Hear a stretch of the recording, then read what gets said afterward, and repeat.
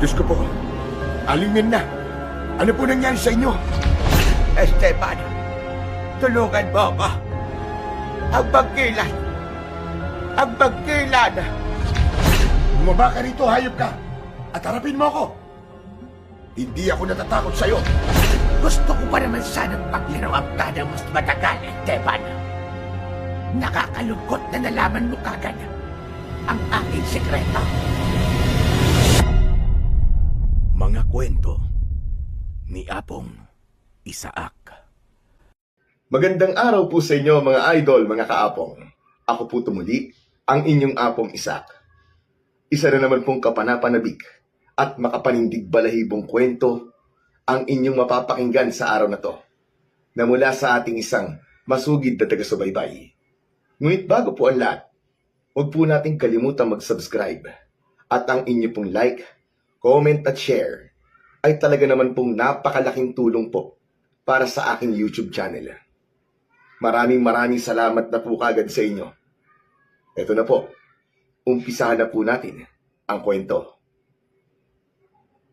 Magandang araw po sa inyo, Sir Blair, at pati na rin po sa inyong masusugid na tagapakinig at taga-suporta sa inyong mga YouTube channel na The Voice Addict at mga kwento ni Apong Isaac.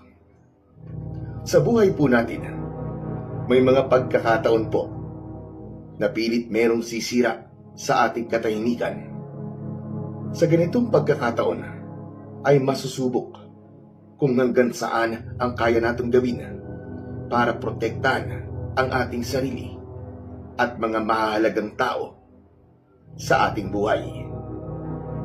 Bata pa lamang po ako ay sinanay na ako ng aking ama upang maging isang mahusay na antingero na nakikipaglaban po sa mga aswang.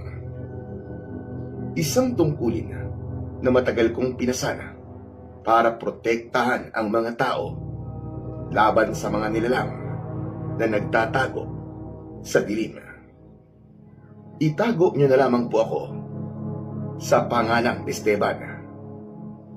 At ito ang aking kwento. Lumaki at nagkaisip po ako sa isang baryo na madalas na sinasalakay ng mga aswang. Kaya nang tuluyan ng ipasa sa akin ng aking tatay ang tungkulin niya bilang antingero at tagapagtanggol ng aming baryo mula sa mga aswang, ay pinasan ko na ang bigat ng tungkulin na yon. Hindi ko na mabilang kung ilang aswang ang nakaharap at napatay ko. Hindi ko na rin alam kung ilang beses na akong muntik mamatay dahil sa aking ginagawa. Pero kahit palagi nasa bingit ako ng kamatayan, ay hindi ako nagdadalawang isip sa tuwing kailangan ng mga tao ang tulong ko. Makalipas ang ilang taong pakikipaglaban sa mga aswang, ay tuluyan ng naging payapa ang aming lugar. Marami ang nagsabi na kinatatakutan na salakayin ng mga aswang ang baryo namin dahil alam ng mga aswang na may isang antingerong manunugis ang haharap sa kanila. At ako yun. Mag-isa na lamang ako sa buhay. Pero meron akong nag-iisang kaibigan at yun ay si Alfred. Magkababata kami at siya ang naging saksi sa halos lahat ng pangyayari sa aking buhay. Isang gabi, nag-iinom kami ni Alfred sa labas ng aking bahay. Madalas ay yun ang ginagawa naming magkaibigan kapag parehas kaming walang trabaho sa taniman ng tubo ng aming kapitana. Alam mo pare, bakit hindi ka pa mag-asawa? 40 ka na, di ba? Dapat sa edad mong yan ay meron ka ng sariling pamilya. Siya wala pa akong makitang babaeng gusto kong makasama habang buhay eh. Alangan naman na humila na lang ako basta ng kung sino dyan, tapos pakakasalan ko. Saan ako makapagsabi ka ng ganyan sa akin eh? Parang meron ka ng asawa. Hanggang ngayon nga wala ka pa rin na mag-asawa eh. Muntik na akong magkaasawa nun, no? Kaya lang, sinulot ng iba. Pero ikaw pare, ang natatandaan kong huling nobya mo ay nag-aaral pa tayo ng high school. Pagkatapos nun, aba, hindi ka na ulit nagkaroon ng syota. Hindi ba pagkatapos ko mag-aral ng high school, ay tinutukan ko ng pagsasanay para maging antingero at manunugis. Tapos nang namatay pa ang tatay ko, ay ako na ang sumalo sa tungkulin niya. Kaya naman nawalan na ako ng oras para sa sarili ko. At kahit ang pagkakaroon ng nobya, ay hindi na sumasagi sa isip ko. Kaya nga pare, ito na ang tamang panahon para maghanap ka naman na magiging asawa mo. Kasi wala nang aswang na umaatake rito Halos 1 taon ka ng pahinga sa pakikipaglaban at mukhang wala nang aswang ang mga angas na manggulo rito sa atin. Kasi alam na nila, napapatayin mo sila pare. Kaya kung ako sa'yo, samantalahin mo na ang pagkakataong to. Pero baka naman wala ka talagang balak na mag-asawa. Tama ba ako? Di naman pare. Gusto ko rin naman magkaroon ng asawa at anak. Pero naniniwala kasi ako na hindi yan hinahanap Husayan dumarating. Hayaan mong ang tadhana ang gumawa ng paraan para makilala mo ang taong makakasama mo habang buhay. Aba, kung ganyan ang gagawin mo, baka tumanda ka ng binata pare. Sa edad natin to, dapat nagmamadali na tayo. Mahihirapan na tayo magustuhan ng mga babae kapag uugod-ugod na tayo. Mabuti sana kung mayaman tayo. Hindi ba, may mga babaeng pumapatol kahit matanda na basta mayaman? Hindi naman lahat ng babae ganyan pare. May mga babae pa rin na hindi tumitingin sa estado sa buhay ng isang lalaki. Ang mahalaga sa kanila ay mabuti kang tao at kahit papano ay nakakapag-provide ka. Basta pare, ayoko magbadali pagdating sa pag-aasawa. Malakas ang pakiramdam ko na darating ang babaeng para sa akin sa tamang panahon. Ikaw ang bahala pare. Basta ako naghahanap na ako ng mapapangasawa ko. Kaya lang lahat ng nililigawan ko ay palaging hindi ako gusto. Busted ako sa lahat. Pare, tatanungin nga kita. At sana sabihin mo sa akin ang totoo Pare, pangit ba ako? Ano bang sagot ang gusto mo? Yung hindi totoo, yung masasaktan ka? Anak ka naman ng tokwa pare Sa sinabi mo parang sinagot mo na rin yung tanong ko Parang sinabi mong pangit talaga ako Kilala mo ko paring Alfred. Hindi ako sinungaling na tao. Dahil ayoko sa mga sinungaling. Pero pare, kahit hindi ka naman kagapuan, ay may magkakagusto pa rin naman sa'yo. Hindi mo pa nga lang siguro nakikilala ang babaeng yun. O kita mo? Ayaw mo pa diretsahin Talagang sinasabi mong pangit ako pare. Teka, ibahin na nga lang natin ang pinag-uusapan natin. Ayoko na ng ganyang-ganyang usapan at nasasaktan lang ako Ikaw naman pare Ikaw ang nagsimula ng ganitong usapan O sige na, maiba ako pare. Paano pala kung may umatake ulit na aswang dito sa atin? Kaya mo pa rin ba makipaglaban? Kahit matagal ka na nagpapahinga. Baka mamaya niyan pare, kinalawang ka na. Palagi akong handa pare. Kahit ngayon, kung may darating na aswang dito, ay kaya ko siyang labanan. Pare, araw-araw pa rin ako nagsasanay. Kahit magaling ka na sa pakikipaglaban sa mga aswang pare, ay nagsasanay ka pa rin? Oo naman pare. Hindi ako maaaring tumigil sa pagsasanay. Dahil tulad ng sinabi mo, baka kalawangin ako. Kaya dapat palagi akong handa. Dahil wala tayong ideya kung kailan darating ang panganib. Pero pare, naniniwala ako na kahit sinong aswang ay kayang-kaya mong talunin. Dahil dyan sa anting-anting mo. Sandali akong natigilan nang binanggit ni Alfred ang aking anting-anting na nakakwintas sa leeg ko. Hinawakan ko yun at dumaloy sa isip ko ang panahon na ipinamana sa akin yun ng aking tatay. Ayon sa kanya, ay ang unang nagmamay-ari ng anting-anting na yun ay ang aking lolo. Ibinigay daw yun kay lolo ng isang mahiwagang ermitanyo na tinulungan ito. Sinabi ng ermitanyo na ang anting-anting na yun ay nagbibigay ng lakas at tapang sa taong may suot nun, lalo na kapag nakikipaglaban ito sa mga aswang. Oh, pare. Bakit bigla kaya tumahimik dyan? May nasabi ba ako masama? Wala naman pare.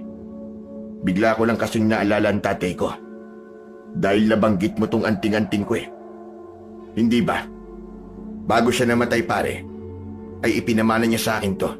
At simula nun, ay unti-unti na akong nakilala bilang magaling na antingerong manunugis dito sa lugar natin. Pasensya ka na pare ah. Hindi ko naisip na malulungkot ka sa pagbanggit ko sa anting-anting mo. Ano ka ba? Ayos lang yun pare. Araw-araw naman ay naaalala ko talaga si tatay. Kasi siya ang dahilan kung bakit nagkaroon ako ng kakayahan na maging tagapagtanggol ng mga tao dito sa baryo natin. Sa bagay, napakalaki talaga ng ambag ng tatay mo sa buhay mo pare. Sigurado ako na kung nasad man siya ngayon, ay sobrang saya nun at talagang ipinagmamalaki ka niya dahil isa ka ng kilala at mahusay na antingero. Sana nga pare. Pero sana buhay pa siya para personal niyang nakikita kung paano ko ginagamit ang mga itinuro niya sa akin. Ipinagpatuloy namin ni Alfred ang pag-iinom at tumigil na kami nang naubos namin ang isang bote ng lambanog.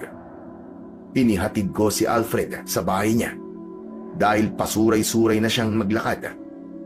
May isang beses kasi na umuwi siya ng lasing at kinabukasan ng umaga ay natagpuan siya ng mga tao na natutulog sa gilid ng kalsada. Pagkatapos kong ihatid si Alfred sa bahay niya, ay umalis na kagad ako ron. Habang naglalakad pa uwi, ay hindi ko maiwasang mapangiti nang nakakita ko ng mangilan-ngilang mga tao na nasa labas ng kanilang bahay kahit 10 oras na ng gabi. May mga nagigitara habang kumakanta at meron ding mga nagkikwentuhan lang. Meron ding mga batang naglalaro ng patintero at taguan.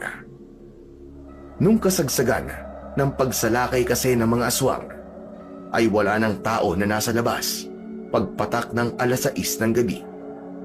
Lahat ay nakakulong na sa kani-kanilang bahay dahil sa takot na mabiktima sila ng mga aswang. Napakasaya ko dahil namumuhay na kami ng normal at wala kong ibang hiling kundi manatili yung ganun habang buhay. Kinabukasan ay maaga akong nagising kahit wala akong trabaho sa taniman ng tubo. Nang huminto kasi ako sa pakikipaglaban sa mga aswang bilang antingero, ay tinulungan ako ng aming kapitan na magkaroon ng trabaho sa taniman niya ng tubo. Ako ang namamahala sa mga trabahador doon. Medyo masakit ang ulo ko na dulot ng pag-iinom namin ni Alfred nung nakaraang gabi, kaya nagtimpla ko ng kape. Dinala ko ang isang baso ng kape sa likod ng bahay. Doon kasi ako nagkakape habang nakatanaw sa napakagandang bundok sa malayo. Pagdating ko sa likod ng aking bahay, ay nabitiwan ko ang hawak kong baso dahil meron akong nakitang isang babae na nakahandusay. Wala siyang malay at puno ng sariwang sugat at dugo ang buong katawan niya. Nilapitan ko ang babae at hinawi ko ang buhok niya na nakatakip sa kanyang muka. Maingat kong tinapik ang kanyang pisngi. Nang hindi siya nagising, ay binuhat ko siya at dinala ko siya sa kilalang albularyo sa aming baryo na si Aling Mirna. Mahabagin langit! Sino ba babaeng yan, Esteban? Bakit siya sugatan? Hindi ko po siya kilala, Aling Mirna. Nakita ko lang po siya sa likod ng bahay ko. Pero mamaya na po kayo magtanong. Gamutin niyo na po muna siya. O sige, sige. Iiga mo siya dyan sa upuan. Ihahanda ko na ang mga gamit ko. Bilisan niyo po, Aling Mirna. Hindi nagtagala ay sinimulan ng linisin ni Aling Mirna ang sugat ng babae. Nilagyan niya rin yun ng gamot. Nilinisan na rin niya ang buong katawan ng babae, kaya kinailangan kong lumabas ng bahay. Maya-maya pa ay lumabas na rin si Aling Mirna. Kumusta po siya? Napalitan ko na siya ng malinis na damit. Sa gayon, ay wala pa rin siyang malay. Kailangan po ba natin siyang dalhin sa ospital? Sa tingin ko ay hindi na kailangan. Malakas naman ang pulso niya. At sigurado ko na maya-maya lang ay magigising na siya. Pero Esteban, hindi mo ba talaga kilala ang babaeng iyon? Hindi po talaga, Aling Mirna. Mukhang dayo po siya rito sa lugar natin. Tapos yung mga sugat po niya, malinaw na inatake siya ng aswang. Yan na nga rin ang napansin ko. Ibig bang sabihin, ay meron na namang aswang dito sa atin? Hindi po ako sigurado. Maaari kasi na sa ibang lugar siya inatake at nagkaroon lang siya ng pagkakataon para makatakas at dito siya napunta. Pero wag po kayo mag-alala dahil kung meron mang aswang dito sa baryo natin, ay palagi naman akong nakahandang makipaglaban sa kanila. Hindi naman ako nangangamba kung sakaling may aswang ulit dito sa atin. Dahil tiwala ako na kaya mo kaming protektahan at ipagtanggol. Abay, maraming beses mo nang napatunayan ang kakayahan mo sa aming lahat, Esteban. Pero ano na pala ang plano mo sa babaeng iyon? Hihintayin ko po siyang magising at saka ko siya tatanungin kung saan siya nakatira para maihatid ko siya pauwi sa kanila. Makikisuyo rin po sana ako sa inyo na baka pwedeng dito muna siya sa inyo. Puntahan niyo na lang po ako sa bahay ko kapag nagising na siya. Nako, hindi ko mababantayan ang babaeng yon. Pasensya ka na, Esteban. Alam mo naman na palagi akong umaalis dahil may mga nagpapagamot sa akin sa ibang lugar. Kung meron sana akong kasama rito sa bahay, ay meron pwedeng magbantay sa kanya. Kaya labag gaya mo ay mag-isa na lang ako sa buhay. Nagkataon din na paalis ako maya-maya konti dahil may magpapagamot sa akin sa kabilang baryo. Kung ganun po doon na lang muna siya sa bahay ko. Mabuti pa nga, Esteban. Ngunit paano ang trabaho mo ngayong araw? Wala po akong pasok ngayon, kaya mababantayan ko siya. Sabi niyo naman po, ay maaari na siya magising maya-maya. Kaya may tatanong ko na kagad sa kanya kung saan po siya nakatira para maiatid ko siya pauwi. Mabuti pa nga, ay ganyan na lamang ang gawin mo. Sige po, iuwi ko na po siya ulit sa bahay. Maraming salamat po sa inyo, Aling Mirna. Ito ho pala ang bayad ko sa paggamot nyo sa mga sugat ng babae. Nako, wag mo na akong bayaran, Esteban. Napakalaki ng naitulong mo sa aming lahat at para sa akin ay sapat ng kabayaran yon sa serbisyo ko sa iyo. Sige na po, tanggapin nyo na po ito. At hindi naman to kalakihan. Sinabi ng wag na. Bakit ba ang kulit mo, Esteban? Tanggapin nyo na ho ito, Aling Mirna. Alam kong hindi biro ang ginagawa nyo. At ang panggagamot nyo ang bumubuhay sa inyo. Sige. Hindi naman ako mananalo sa iyo. O siya, akin na gayan. Para madala mo na ulit ang babae sa bahay mo. At kung sakali man na magising siya, at kailangan mo ng tulong ko, ipatawag mo lang kagad ako. Sige ho. Maraming salamat po ulit sa inyo. Maingat kong binuhat ang babae palabas ng bahay ni Aling Mirna. Naging marahan ako sa paglalakad dahil napakarami talaga niyang sugat sa iba't ibang parte ng kanyang katawan. Pagdating sa bahay, ay inihiga ko siya sa papag. Nag-init muna ako ng tubig sa kusina dahil kailangan ko ulit magkape. Naantala kasi ang pagkakape ko kanina nang makita ko yung babae. Habang nakasalang ang takuri, ay nilapitan ko yung babae at pinagmasdan ko ang kanyang mukha. Masasabi ko na napakaganda at inosente ng kanyang mukha. Nakakaawa na nakaranas siya ng ganong klaseng pananakit mula sa aswang. Pero kahit paano ay nagpapasalamat ako na buhay siya. Napapitlag ako nang biglang pumasok sa bahay ko si Alfred at nanlaki ang mga mata niya pagkakita sa babae. Diyos ko pare, sinong babae yan? Anong ginawa mo sa kanya? Hoy, manahimik ka nga. Wala akong ginawa sa kanya. Alam ko yung nasa kokote mo. Anong wala? Eh bakit puro sugat siya? Tsaka sino ba yan? Hindi ko rin siya kilala. Kanina ay nakita ko siya sa likod ng bahay ko. Sugatan siya at walang malay. Kaya dinala ko siya kay Aling Mirna. Ang sabi ni Aling Mirna ay walang malay ang babaeng ito. At mamaya raw, magigising din siya. Pero sigurado ako pare, na biktima siya ng aswang. Ang hindi ko lang alam pare, ay kung isa o maraming aswang ang umatake sa kanya. Ganun ba?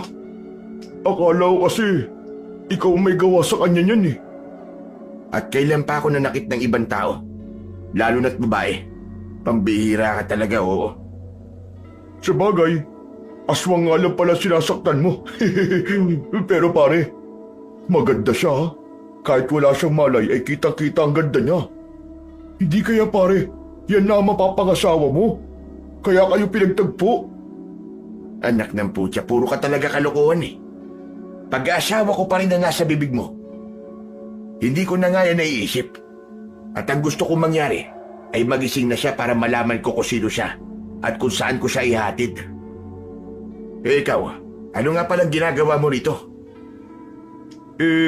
Ano kasi, hihingi sana ako ng asin sa'yo pare.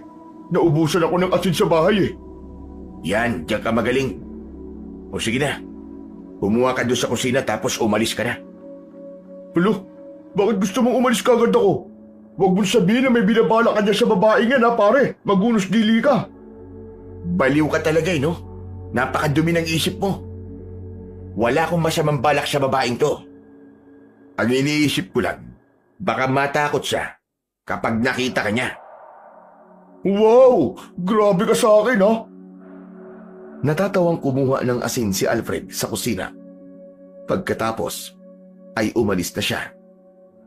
Nang maiwan ako kasama ang walang malay na babae, ay malaya ko na ulit siyang napagmasdan. Hindi nagtagal, ay napansin kong gumagalaw ang talukap ng mga mata niya at maging ang mga daliri sa kanyang mga kamay. Kumawala ang tila nahihirapang pag-ungol ng kanyang bibig. Medyo kinabahan ako dahil alam ko na nagigising na siya. Unti-unting bumukas ang mga mata niya at pagkakita niya sa akin ay malakas siyang sumigaw. Sumiksik siya sa gilid ng papag habang yakap ang sarili.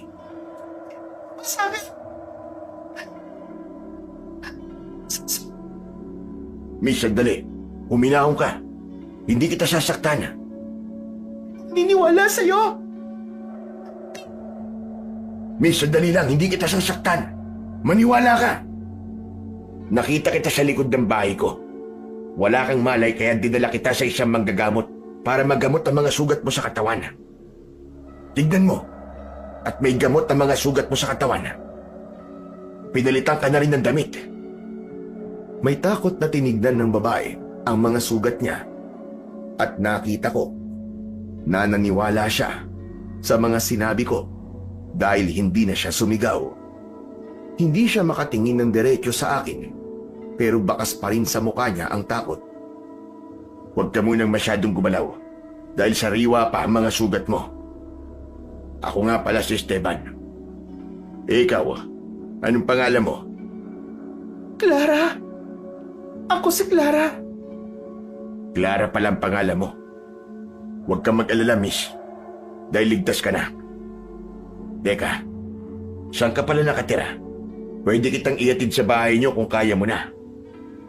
Wala na akong bahay eh. Wala na akong pamilya. Kaya wala na akong uuwian. Ganun ba? O sige, saka na natin pag-uusapan ng tungkol sa bagay na yan. Pwede ka manatili dito sa bahay ko hanggat gusto mo. Ligtas ka rito. Nagugutom ka ba? Gusto mo bang kumain? Tubig. Gusto ko ng tubig. Teka, sadali lang. Ikukuha kita ng tubig. Nagmamadali akong kumuha ng tubig sa kusina at saka ko yun ibinigay kay Clara. Dire-diretsong ininom ng babae ang isang baso ng tubig. Nang kunin ko sa kanya ang baso, ay muli ko siyang kinausap. Clara, ayos lang ba sa'yo? Napag-usapan natin kung ano nangyari sa'yo? Ayoko. Hindi ko na kayang balikan pa ang nangyari sa akin. Ayoko nang maalala lahat ng yun. Naiintindihan kita. Pero makakatulong din sa'yo kung sasabihin mo yun sa akin. Kung hindi ka pa handa, i-respeto ko yun. O siya, sige, magpahinga ka muna. Kung may kailangan ka, ay huwag kang mahihiyang magsabi sa akin, ha? Inilayo na ng babae ang tingin niya sa akin at tumingin siya sa labas ng bintana. Bagya siyang nanginginig, kaya ramdam ko ang takot na bumabalot sa kanya ng sandaling iyon. Kaya kahit hindi siya magkwento, ay alam ko kung gaano kasakit ang ginawa sa kanya ng nilalang na nanakit sa kanya. Maya-maya pa ay nakatulog ng muli si Clara. Hinayaan ko lamang siya dahil alam kong kailangan niya ng mahabang pahinga. Nagtungo ako sa likod ng bahay para magsanay sa pakikipaglaban sa aswang gamit ang paborito kong itak. Hindi nagtagal ay nagulat ako nang narinig ko ang malakas na sigaw ni Clara. Dali-dali akong tumakbo at nagtataka kung bakit sumigaw ng ganun si Clara dahil alam ko na hindi umaatake ang mga aswang kapag may araw pa. Ganun pa man, mabilis akong tumakbo para saklolohan siya at muntik na akong matawa nang nakita ko ang tinutukoy ni Clara na aswang ay walang iba kundi si Alfred. Esteban, tulungan mo ko. May aswang! May aswang! Ano ba sinasabi ng babaeng to, pare? Bakit sinasabi niyang aswang ako? Clara, huminahon ka. Hindi aswang si Alfred. Kaibigan ko siya. Tignan mo siya. Tao siya at hindi siya aswang. Pasensya ka na. Tama ka, tao nga siya. Nagulat kasi ako nang paggising ko ay nasa may pintuan na siya. Akala ko isa siyang aswang dahil ngumiti siya sa akin nang napakalaki nang nakita niyang nagising ako. Pambirang yan. Napagkawalampang ang aswang. Nagiging friendly lang naman ako sa iyo eh. Kaya akong ngumiti. Napagkamalang patuloy ako. Clara, siya ang matalik kong kaibigan na si Alfred. Mapagkakatiwalaan mo siya.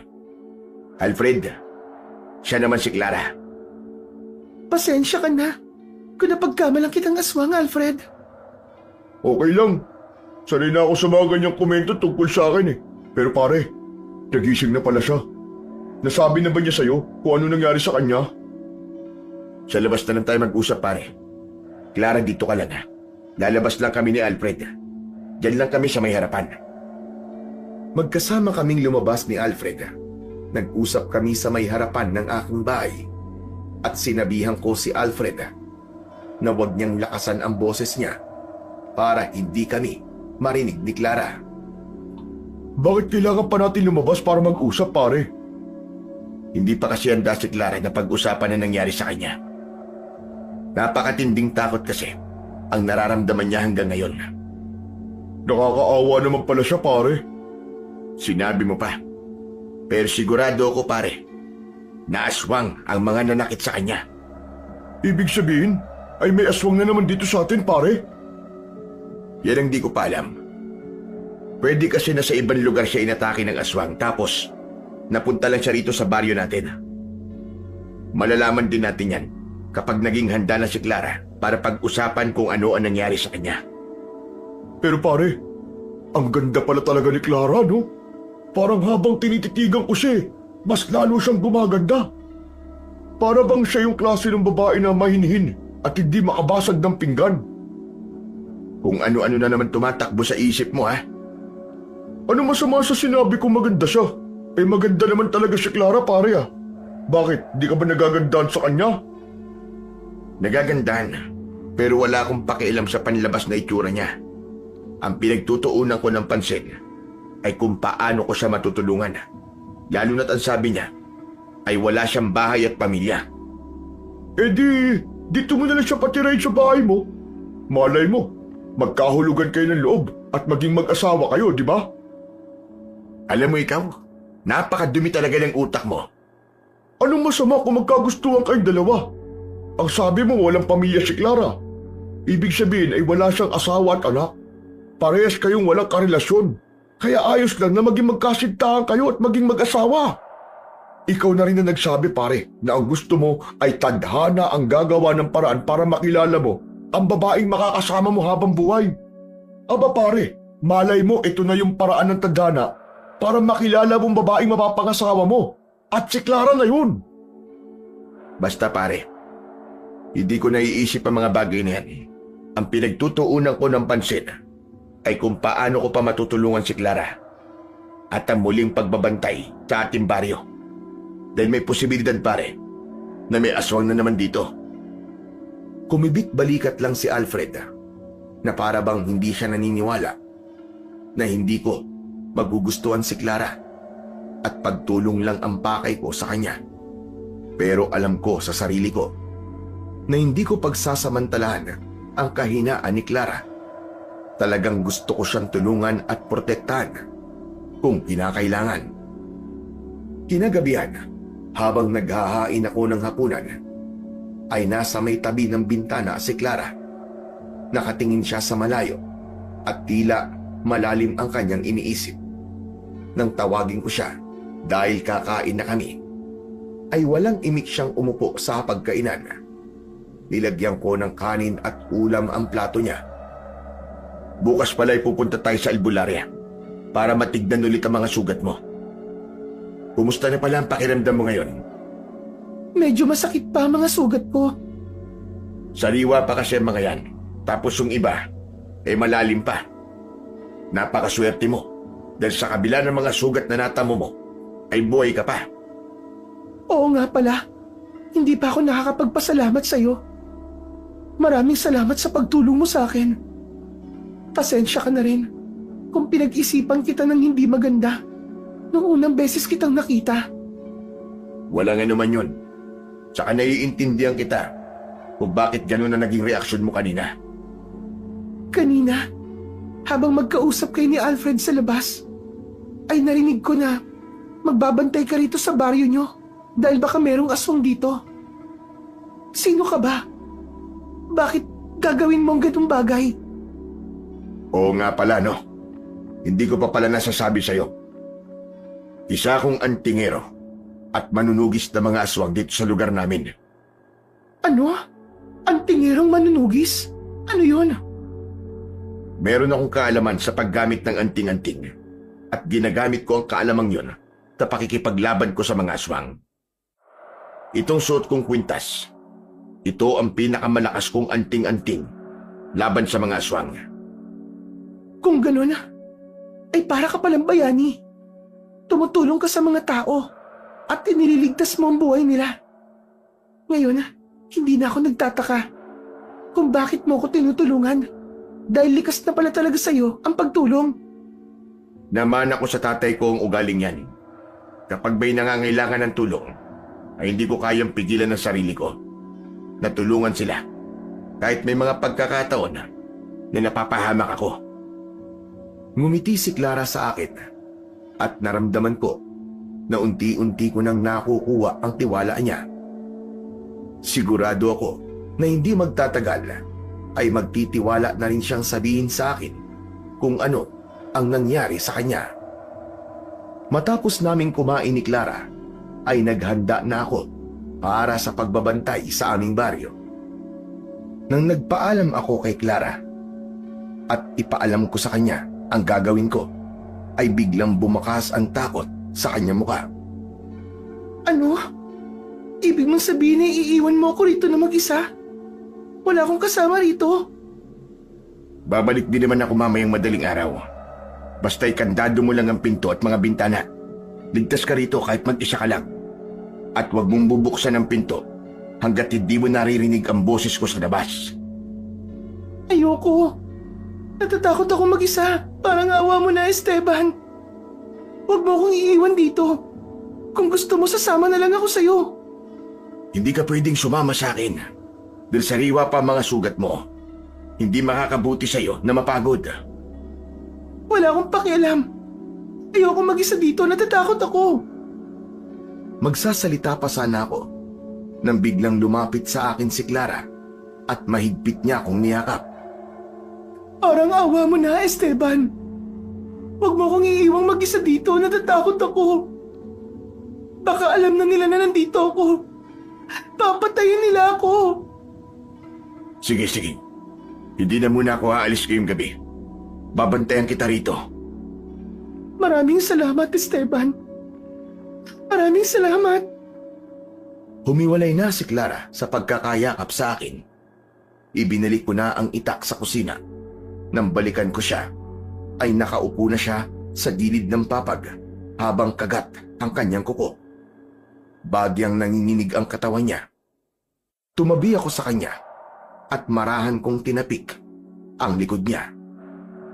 Hindi mo kailangan matakot habang kasama mo ko, Clara. Nangangako ako sa'yo na poprotektahan kita mula sa mga kinatatakutan mo. Pero maaari mo na bang sabihin sa akin kung sino ang sinasabi mo na maaaring pumatay sa'yo? Bago ko sagutin ang tanong mo, gusto kong sabihin sa'yo na sa palagay ko ay dinala ko sa'yo ng tadhana dahil ikaw ang taong may kakayahan na tulungan ako sa problema ko dahil sa mga aswang na gustong pumatay sa akin. Sila ang dahilan ko bakit ako sugatan nang nakita mo ko. Kung ganun tama nga ang hinala ko, aswang nga ang may kagagawa ng mga sugat mo. Nang nakita ko kasi ang mga sugat mo, ay nasabi ko kagad na mga aswang ang may gawa nun. Pero maswerte ka dahil nabuhay ka pa. Hindi talaga ako makapaniwala na mabubuhay pa ako. Mabuti na lang at nakatakas ako sa mga aswang na gusto akong ialay sa kanilang pinuno na si Gregorio. Ano ka mo? Iaalay ka nila? Bakit? Para mas lumakas si Gregorio. Kailangan nila ang dugo ng birheng kagaya ko para lumakas ang kanilang pinuno. Bigla na lang silang pumasok sa bahay namin at pinatay nila ang buong pamilya ko. Kinuha nila ako at dinala nila ako sa kampo nila at ginawa nila akong bihag. At nang sumapit na ang gabi kung kailan nila ako iaalay, tumakas ako. Hinabol nila ako pero ginawa ko ang lahat para labanan sila. Mas gugustuhin ko pang mamatay kesa maging isa akong kasangkapan para lumakas ang isang pinuno ng mga aswang. Ikinalulungkot ko na naranasan mo ang ganung bagay. Pero napakatapang mo para lumaban sa mga aswang kahit mag-isa ka lang. Isipin mo na may dahilan kung bakit ka nabuhay. Pero natatakot ako, Esteban. Nararamdaman ko na hinahanap nila ako at hindi sila titigil hanggat hindi nila ako nahahanap. Alam ko na ibabalik nila ako sa kampo nila para ituloy ang pagiging alay ko sa kanilang pinuno. Wala kang dapat na ipag-alala habang nandito ka sa loob ng pamamahay ko. Gaya ng sinabi ko sa iyo kanina, poprotektahan kita sa abot ng aking makakaya. Hindi ako papayag na muli kang makuha ng mga aswang na yun. Maraming salamat, Esteban. Napakaswerte ko dahil ikaw ang nakakita sa akin. Salamat din dahil nagtiwala ka sa akin. Nasabihin sa akin kung ano ang nangyari sa iyo. Importante kasing malaman ko yun para alam ko kung paano kita matutulungan ng tama. Pasensya ka na kung hindi ko kagad sinabi to sa'yo. Naiintindihan naman kita, Clara. Mahirap talagang balikan ang ganong pangyayari sa buhay ng isang tao. Basta, Clara, nangangako ko sa'yo na poprotektahan kita. Kumawala ang luha sa mga mata ni Clara at sa pangalawang pagkakataon ay niyakap niya ako ng mahigpit. Paulit-ulit siyang nagpasalamat sa akin. Gumanti rin ako ng yakap kay Clara at ipinaramdam ko sa kanya na wala siyang dapat ikabahala habang nasa tabi niya ako. Nang gabing yun, ay sa papag natulog si Clara habang ako naman ay sa mahabang upuan na nasa sala. Kinaumagaan, matapos naming mag-almusal, ay agad ko siyang dinala kay Aling Mirna. Nilinisan ni Aling Mirna ang mga sugat ni Clara at nilagyan ulit yun ng gamot. Huwag ka munang kumilos na gusto, Clara. Mas makakabuti rin na matuto si Esteban na linisan at lagyan ng gamot na mga sugat mo. May mga pagkakataon kasi na wala ako rito sa bahay ko, kaya hindi palagi ay maaasikaso kita. Nakita ko naman po ang ginawa mo, Aling Mirna. Sa palagay ko, kaya ko nang linisan at lagyan ng gamot ng mga sugat ni Clara. Oo nga po pala. Pwede po ba akong makahingi ng kahit ilang pirasong damit para kay Clara?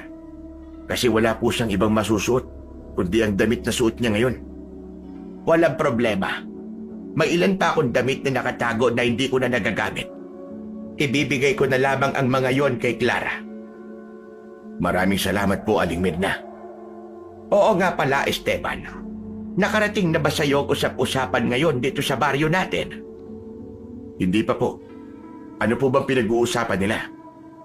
Narinig ko kasi na pinag-uusapan ng mga tao kanina na kagabi raw ay may nakita silang grupo ng mga aswang na naglalakad. May nasaktan po ba? Base sa narinig ko ay wala naman.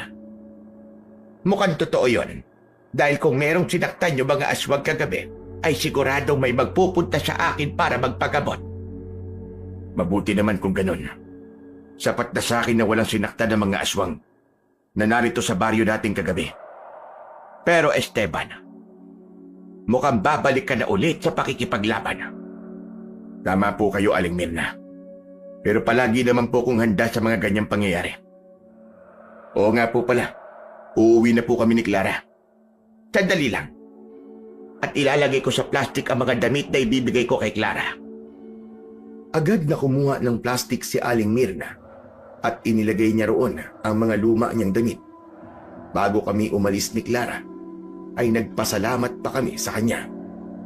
Habang naglalakad pa uwi, ay napansin ko ang katahimikan ni Clara na para bang may malalim siyang iniisip.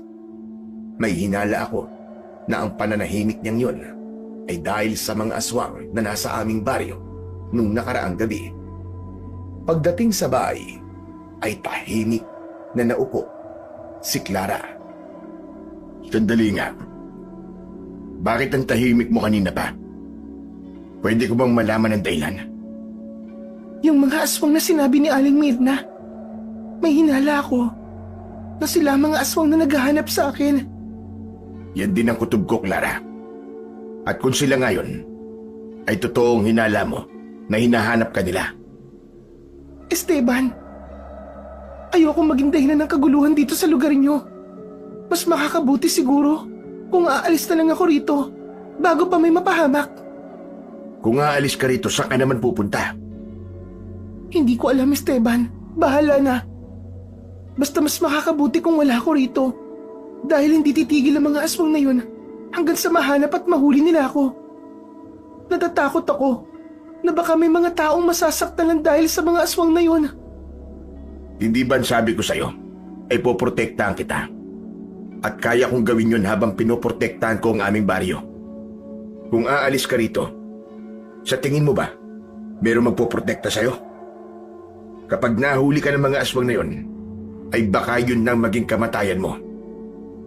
Sinabi mo na ayaw mo magamit para mas maging malakas ang pinuno ng mga aswang na si Gregorio. Kaya gawin mo ang lahat para hindi yun mangyari. Pero natatakot ako na may mga madamay, Esteban. Ayoko may mga buhay na mawawala lang dahil nandito ako sa lugar na to. Magtiwala ka sa akin, Clara. Kaya kitang protektahan at ang baryo namin. Mas ligtas ka kung nandito ka kasama ko. Kung sakali na umatake rito si Gregorio at ang mga alagad niya, ayokong bahalang humarap sa kanila. Hindi na bago sa akin na makipaglaban sa maraming aswang, kahit mag-isa lang ako. Labis akong naawa kay Clara. Nang tuluyan na siyang napaiyak, doon ko nakita ang kabutihan sa kanyang puso at ang pagiging hindi niya makasarili dahil handa siyang mapahamak para sa kaligtasan ng mas nakararami. Maya-maya pa ay nagtungo ako sa taniman ng tubo para magtrabaho. pumayag na si Clara na manatili sa bahay ko at nagawa ko siyang iwanan dahil umaga.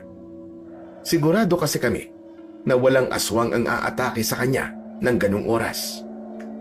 Pagdating sa taniman ng tubo ay agad akong nagtrabaho. Siniguro ko na maayos na nagtatrabaho ang lahat ng trabahador doon. Habang nakatayo ako sa unahan ng taniman, ay lumapit sa akin si Alfred na may dalang panggapas ng tubo. Pare, kumusta na pala si Clara? Dinala ko ulit siya kanina kay Aling Mirna. Kagabi, ay sinabi na niya sa akin ang nangyari sa kanya. Dinukot pala siya ng mga aswang para gawing alay sa pinuno ng mga aswang. Nakatakas siya at nasugatan siya ng mga halimaw na yun. Grabe pala talaga ang pinagdaanan ni Clara, no? Nakakaawa naman siya. Pero alam mo ba, ang usap-usapan na may mga aswang na nakita rito sa ating kagabi. Nasabi na nga yan ni Aling Mirna sa akin kanina. At ang hinala ko, ayun na mga aswang na naghahanap kay Clara. Diyos ko, nakakatakot naman pala ang mga aswang na yun kasi alam kagad nila kung nasan lugar nagpunta si Clara. Kaya nga malakas talaga ang pang-amoy nila. Oo nga pala pare, huwag mong sasabihin sa kahit na kanino na hinahanap ng mga aswang na yun si Clara ha. Bakit naman? Baka kasi pag dinita ng mga tao si Clara at paalisin nila, nakakaawa naman yung tao kasi wala na nga siyang ibang mapupuntahan eh. Saka sa palagay ko, ay mas ligtas siya kung kasama ko siya. Kasi mayroong magpoprotekta sa kanya. Sabagay, tama ka naman dyan sa sinabi mo. Posibleng ang mangyari yan. Huwag ka mag-alala. Hindi ko sasabihin ang mga yan sa kahit na sino. Salamat pare. Sige na, bumalik ka na sa ginagawa mo. Nang mag-isa na ako, ay doon ko napagtanto na yun ang unang beses na meron akong poprotektahang isang tao. Noon kasi, ay buong baryo namin ang pinoprotektahan ko. Ngunit tiwala ako sa sarili kong kakayahan na kaya kong protektahan si Clara mula sa mga aswang na gusto siyang ialay sa pinuno ng mga ito. Pagsapit ng gabi, ay naghanda ako para lumabas. Kailangan ko kasing magbantay sa aming baryo, lalo na't sigurado nang may mga aswang ulit doon. Bago ako umalis, ay kinausap ko muna si Clara. Clara, pasensya ka na, pero kailangan ko talaga lumabas ngayong gabi para magbantay. Kailangan talaga kitang iwanan dito na mag-isa. Ayos lang. Ngayon ay naiintindihan ko na kailangan mo talagang gawin yan. Salamat kung ganun. Pero huwag kang mag-alala, Clara. Dahil ligtas ka talaga rito sa bahay ko, basta't huwag kang lalabas. Gagawin ko ang lahat para maubos ang mga aswang na naghahanap sa'yo, para hindi mo na kailangan matakot at magtago. Maraming salamat, Esteban. Salamat. Dahil kahit hindi mo ako kilala, ay buong puso mo akong tinutulungan. Hindi ko alam kung buhay pa ako ngayon kung hindi ikaw ang nakakita sa akin. Ginagawa ko lang ang tungkulin ko. At kahit hindi tayo magkakilala, ay kailangan pa rin kitang tulungan. Dahil kailangan mo ang tulong ko. O paano, aalis na ako? Matulog ka na ha? Mag-iingat ka, Esteban. Hihintayin na lang kita. Matapos yun, ay umalis na ako at nagsimula na akong maglakad-lakad paikot sa aming baryo. Kahit sa gubat ay nagtungo ako para masigurong walang mga aswang ang nagtatago roon. Habang nagbabantay ay hindi ko maiwasang isipin si Clara, lalo na't mag-isa siya sa bahay. Kahit sinabi niya na okay lang na mag-isa siya roon, ay alam ko na natatakot pa rin siya. Mabilis na lumipas ang mga oras at pagsapit ng 4:00 ng madaling araw ay umuwi na ako. Nang kumatok ako sa bahay ay pinagbuksan ako ni Clara. Natuwa siya dahil ligtas akong nakauwi at sinabi ko sa kanya na mukhang walang aswang ang nasa baryo namin ng gabing yon. Pagsapit ng umaga, habang bumibili ako ng tinapay sa panaderya, ay nalaman ko sa mga taong naroon na may pinatay ang aswang nung nakaraang gabi. Isang aswang daw ang pumasok sa bahay ng isang matandang lalaki at nagawa nung patayin ang kaawa-awang matanda. Pag-uwi ko sa bahay, ay nakatulala akong umupo. Nakatingin ako sa kawalan nang lumapit sa akin si Clara. Nakapag-init na pala ako ng tubig. Pwede na tayong kumain. Teka, bakit nakatulala ka, Esteban? May problema ba? May pinatay pala ng aswang kagabi.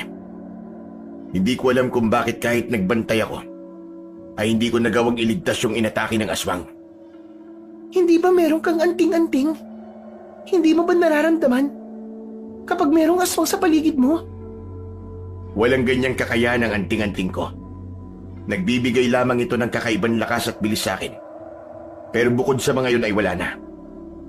Sa tagal ko nang nakikipaglaban sa mga aswang, ay ngayon lang to nangyari na may namatay dito dahil sa mga aswang. Pakiramdam ko ay binigo ko ang mga taong umaasa sa akin. Wala kang kasalanan sa nangyari. Para sa akin ay ginawa mo pa rin ng maayos ang tungkulin mo. Nagkataon lang siguro na iba gumalaw ang mga aswang na yun kumpara sa mga aswang na nakaharap mo na dati. Siguro ay hindi ko dapat maliitin ang mga aswang na naghahanap sa iyo, Clara. Kailangan ay masusayan ko ang pagbabantay ko. Lalo na ngayong may isa na silang naging biktima. Kailangan kong gawin ang lahat para hindi na madagdagan pa ang biktima nila. Simula noon ay mas pinaigting ko na ang pagbabantay sa aming baryo tuwing gabi. At sa loob ng 1 linggong lumipas ay isa pang tao ang pinatay ng aswang. Kalunos-lunos ang sinapit niya. Nakabalandra ang walang buhay niyang katawan sa gitna ng kalsada. Wakwak ang tiyan niya at wala na ang kanyang mga lamang loob. Habang nakatingin ako sa bangkay ng lalaking biktima ng aswang, ay nagalit ako. Hindi lang sa mga aswang, kundi pati na sa aking sarili. Pakiramdam ko kasi ay hindi ko na nagagawa ng maayos ang tungkulin ko. Naglakad na ako pauwi sa aking bahay. Sa paglalakad ko, ay narinig ko ang pagtawag ni Aling Mirna mula sa aking likuran. Huminto ako para hintayin siya. Dalawa na pala ang naging biktima ng mga aswang. Natatakot na ako, Esteban. Baka masundan pa ng mas marami ang mapapatay ng mga aswang dito sa atin. Yan nga rin po ang iniisip ko, Aling Mirna. Pero gagawin ko po ang lahat ng makakaya ko para matapos na ang panggugulo at pagpatay ng mga aswang na yon. Hindi ako papayag na magtatagal ang takot ng mga tao rito sa atin. Naniniwala naman ako sa iyo, Esteban. Pero hindi kaya oras na para meron kang makatulong sa tungkulin mo. Ano pong ibig niyong sabihin? Baka dapat ay oras na para maghanap ka ng taong sasanayin mo para tulungan kang makipaglaban sa mga aswang. Kung may makakasama ka sa pakikipaglaban, ay baka mas magiging madali ang pagpasan mo sa tungkulin mo bilang isang antingero at manunugis ng aswang dito sa atin. Wala naman po akong nakikita na pwedeng maging kagaya ko. Hindi ko sinasabi na kailangan mo maghanap ng pwedeng maging kagaya mo. Kahit yung tao na pwede kang tulungan. Yung sasanayin mo na magkaroon ng kahit kaunting kaalaman pagdating sa pakikipaglaban sa mga aswang. Natatakot na kasi talaga ako sa mga pwedeng mangyari sa mga darating panggabi. At huwag mo sanang iisipin na iniisip kong mahina ka kaya kailangan mo na makakatulong. Naisip ko ang paraan na yon para mas maging madali para sa iyo ang lahat. Wala po akong iniisip na ganyan. Alam ko po na ang kapakanan lang natin ang inaalala nyo. Sige po, pag-iisipan ko pong question yung yan. At kapag nakakita po ako ng taong pwede kong sanayin, ay sasanayin ko po kagad siya. Matapos yun, ay nagpaalam na sa akin si Aling Mirna. Nagpatuloy na ako sa paglalakad. At pag-uwi ko sa bahay, ay agad akong sinalubong nang nag-aalalang si Clara. Esteban, totoo bang may pinatay na naman ng aswang? Oo, Clara. At nakita ko mismo ang katawan ng biktima. Nakakaawa siya. Nakakalungkot din na sa tagal ko nang nakikipaglaban sa mga aswang, ay ngayon lang nangyari na may dalawa nang naging biktima sa loob lamang ng ilang araw. Hindi ko na tuloy alam kung meron ba akong ginagawang mali at nangyayari ang mga ito. Esteban, para sa akin wala kang ginagawang mali. Nakikita ko na gabi-gabi kang nagbabantay. Isinasakripisyo mo ang buhay mo para lamang masigurong kaligtasan naming lahat. Para sa akin ay sapat na yun at hindi mo dapat isipin na nagkukulang ka. Ewan ko ba, Clara? Sa tingin ko ay kailangan ko ng sundin ang sinabi sa akin ni Aling Mirna. Bakit, Esteban? Ano ba ang sinabi sa inyo, Aling Mirna? Baka raw panahon na upang maghanap ako ng kahit isang tao na sasanayin ko upang makatulong ko sa pakikipaglaban sa mga aswang. Pero sino naman ang taong yun? Hindi ko pa nga alam. Pero sigurado ko na makikilala ko rin siya. Sa gitna ng pag-uusap namin ni Clara, ay biglang dumating si Alfred na may dalang isang mangkok ng minudo para sa amin ni Clara. Ipinagmalaki pa niya na siya mismo ang nagluto noon. Napatulala ako kay Alfred dahil naisip ko na maaaring siya ang taong pwede kong makatulong sa pakikipaglaban sa mga aswang. Hoy pare, bakit ganyan ka makatingin sa akin? Huwag mong sabihin na may gusto ka na sa akin ha. Hoy pare, hindi tayo talo ha. Puro ka talaga kalokohan kahit kailan eh. Meron kasi akong itatanong sa'yo, pare. Gusto mo bang sanayin kita sa pakikipaglaban sa mga aswang? Ako? Aba, bakit naman ako? Saka bakit ko gagawin yan? Anong meron? Mangyaring kailangan ko kasi na makakatulong sa pakikipaglaban sa mga aswang.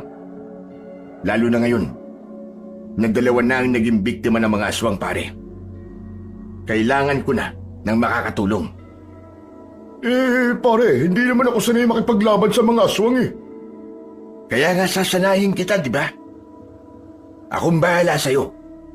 Sisiguraduhin ko na bago kita isabak sa pakikipaglaban, ay alam mo na mga dapat mong malaman. Ngunit dito sa pilitan, pare ha, walang problema kung tatanggi ka sa akin. Pare, pwede bang pag-isipan ko muna yan? Walang problema, pare. Pero sana, bilis-bilisan mo ang pag-iisip mo. Para kung sakaling ayaw mo, ay makahanap kagad ako ng ibang tao na pwede kong sanayin. Matapos kong sabihin yon, ay isang mahabang katahimikan ang namagitan sa aming tatlo. Sa totoo lang, hindi ko akalain na aabot ako sa ganong sitwasyon na kailangan ko nang humingi ng tulong ng iba. Kung ako sana ang masusunod, ay ayokong may ibang makikipaglaban sa mga aswang dahil ayoko silang mapahamak. Ngunit iba na ang sitwasyon sa aming baryo. Hindi na biro na may dalawa nang nagbuwis ng buhay, kaya dapat gawin ko ang lahat para hindi na yon masundan pa. Kinagabihan ay muli akong lumabas upang magbantay sa aming baryo. Sinabi ko sa aking sarili na sa sandaling makaharap ko ang mga aswang, ay uubusin ko kagad sila upang wala na silang maging biktima.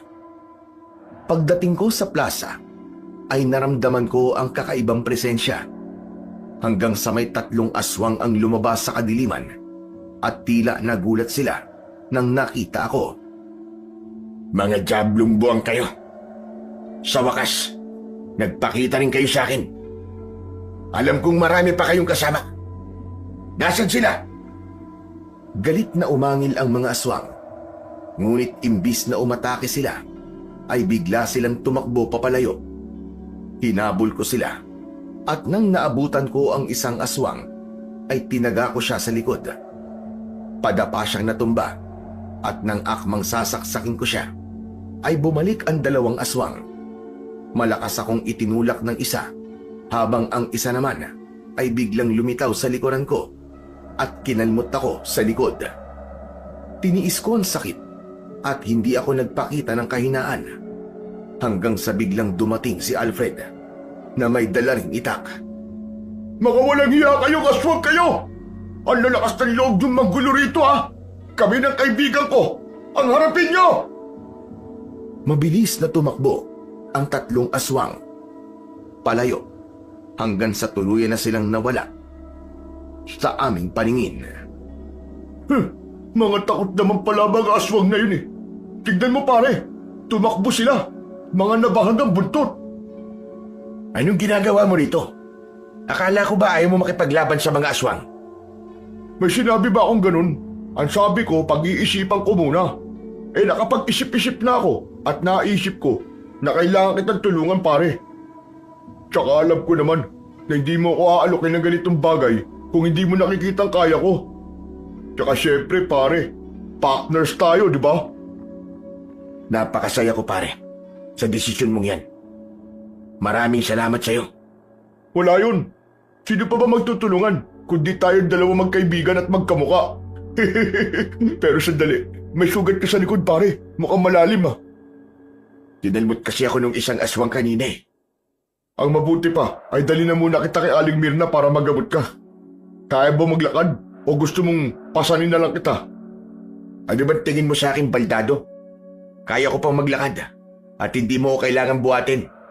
Tsaka yung sinabi mo kanina magkamukha tayo. Hoy, malayo, hindi tayo magkamukha. Tara na nga. Magkasama kaming nagtungo ni Alfred sa bahay ni Aling Mirna. Isang katok lang ay pinagbuksan niya na kami kagad at ginamot na ang sugat ko sa likod. Pagkatapos ay saka kami nag-usap. Nagpakita na po sa amin yung mga aswang, Aling Mirna. Pero sigurado ko na hindi lang sila ang aswang na narito. Mas marami pa sila. At mukhang malakas sila para magawa kanilang sugatan. Tama po kayo, Aling Mirna. Isa pa, masyado ko ho silang minaliit. Mabuti nga po at biglang dumating si Alfred para tulungan ako. Ano ka ma? Abay, totoo ba yon, Alfred? Oo naman po. Bakit parang sa tono ng pagsasalita nyo eh? Parang ayaw nyo pang maniwala eh. Si Alfred po ang taong makakatulong ko ngayon sa pakikipaglaban sa mga aswang. Talaga ba? Hindi ko akalain na si Alfred ang pipiliin mo na makakatulong mo. Pero may tiwala naman ako sa iyo, Esteban. Sana nga ay maubos niyo ng magkaibigan ang mga aswang na bumibiktima ng mga tao dito sa ating baryo. Magdilang anghel ka po sana. Pero alam nyo, meron po akong ipinagtataka sa mga aswang kanina. Parang wala silang planong makipaglaban. Pagkakita nila sa akin, sinubukan pa nilang tumakas. Anong walang plano makipaglaban? Ayan nga, sinugatan ka pa nung isa. Hindi pare, iba yung pakiramdam ko kanina. Parang napilitan lang siyang saktan ako para ipagtanggol ang sarili niya. Ewan ko Sa tagal ko nang nakikipaglaban sa mga aswang, ay kanina lang ako nakaengkwentro ng ganong klaseng mga aswang. Ano ba ang dahilan kung bakit ganon ang kanilang kinilos? Ay mga aswang pa rin sila, Esteban. Kalaban pa rin natin sila at 2 tao na ang pinatay nila. Kaya nararapat lamang na patayin nyo rin sila para muling bumalik ang katahimikan dito sa ating lugar. Nangako ako kay Aling Mirna na gagawin namin ni Alfred ang lahat para maubos muli ang mga aswang sa aming baryo. Matapos niya akong gamutin, ay inihatid na ako ni Alfred sa bahay. Pagpasok ko sa aking bahay, ay agad akong sinalubong ni Clara. Niyakap niya ako at hindi sinasadyang nahawakan niya ang sugat sa likod ko. Nang dumaing ako sa sakit, ay nagtatakang napatingin sa akin si Clara. Ano nangyari? May sugat ka ba? Oo, Clara, sa likod. Nagawa kong sugatan ng isa sa mga aswang na nakaharap ko kanina. Kumusta ka? Malalim ba ang sugat mo? Malalim. Pero galing na ako kanina kay Aling Mirna at ginamot na niya ang sugat ko. Patawarin mo ko, Esteban. Bakit ka naman humihingi ng tawad sa akin? Dahil kasalanan ko to. Kung wala ako rito, ay hindi kayo aatakihin ng mga aswang na naghahanap sa akin. hindi ka sana nasugatan ngayon. Esteban, baka kailangan ko na talagang umalis dito. Baka yun lamang ang sagot para matapos na ang kaguluhan dito sa baryo nyo. Napag-usapan na natin yan, di ba, Clara? Nagkasundo na tayong hindi mo kailangang umalis dito. At isa pa, hindi naman porke nagawa ko masugatan ng mga aswang kanina, ay hindi ko na sila kaya. Kaya ko sila. Lalo na ngayong magiging katulong ko na si Alfred sa pakikipaglaban sa mga aswang. Kahit na, Esteban, nakukonsensya pa rin ako eh. Malinaw kasi na ako nagdala ng kaguluhan dito sa baryo nyo. Naniniwala ako na may dahilan ng lahat ng nangyayari sa buhay natin.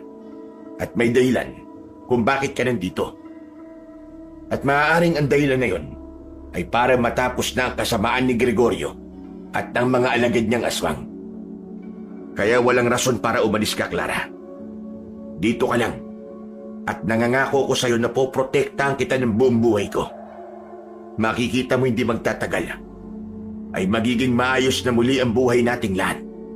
Magiging tahimik na ang baryong ito. Maging ang mga karatig na baryo. Ewan ko, Esteban. Pero natatakot talaga ako. At mas lalo ako natatakot na baka may iba pang mga tao ang madamay. Pinakalma ko si Clara sa pamamagitan ng pagyakap sa kanya.